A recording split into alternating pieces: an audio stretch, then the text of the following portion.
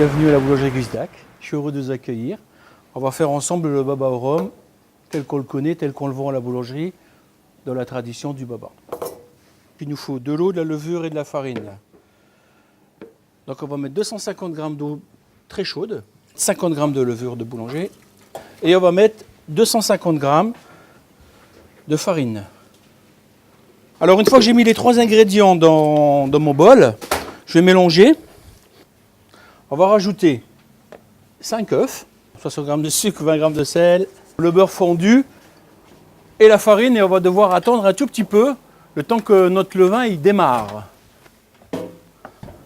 Le temps que la pâte elle démarre légèrement, on prépare le sirop. Donc le sirop pour faire les baba au rhum, c'est très simple. C'est 1 kg d'eau, 500 g de sucre. Et aussi pour agrémenter, c'est bien de mettre toujours un zeste d'orange. On va mélanger, on va faire bouillir. Et on a notre sirop pour tremper nos babas. Donc on fait le mélange, on mélange notre farine, nos œufs, le beurre, le sucre, le sel, notre levain. Parce que le baba, à vrai dire, c'est une pâte qui c'est entre la brioche et un gâteau. Donc c'est une pâte qui est très très molle, qu'on ne peut pas pétrir à la main. On peut le faire avec une cuillère en bois, ça marche bien. Donc on va mettre un petit peu le torchon dessus. Et on va le laisser tranquille. Il faut qu'il démarre.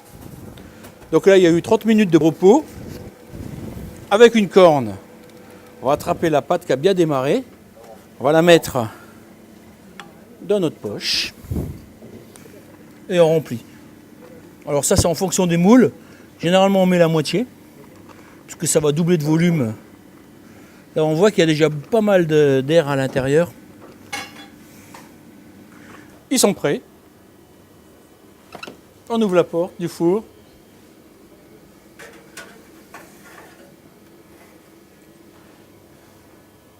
17 minutes. Il ne faut pas que la chantilly soit trop montée pour les baba au rhum. Il faut qu'on va essayer de rester... parce que normalement, un baba, ça se mange avec une crème double, un peu épaisse. Donc la chantilly, si elle est trop montée, c'est pas très très agréable. Il faut quand même qu'il y ait un peu de texture. Lève-la. Ouais. Là, on voit bien à l'intérieur, quand on va y retourner, toutes les petites bulles qui ont été faites dues à notre première fermentation. Deuxième fermentation.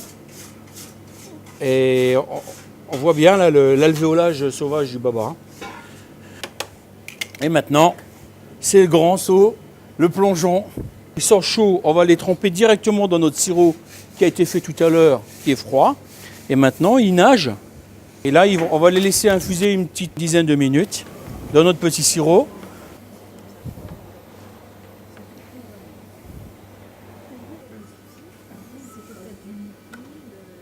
Et hop là.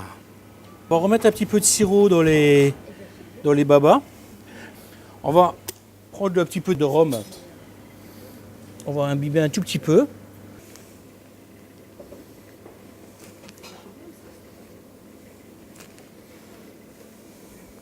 On met un peu de rhum dans le baba. Bon ben voilà, c'est fini. Il n'y a plus qu'à le manger.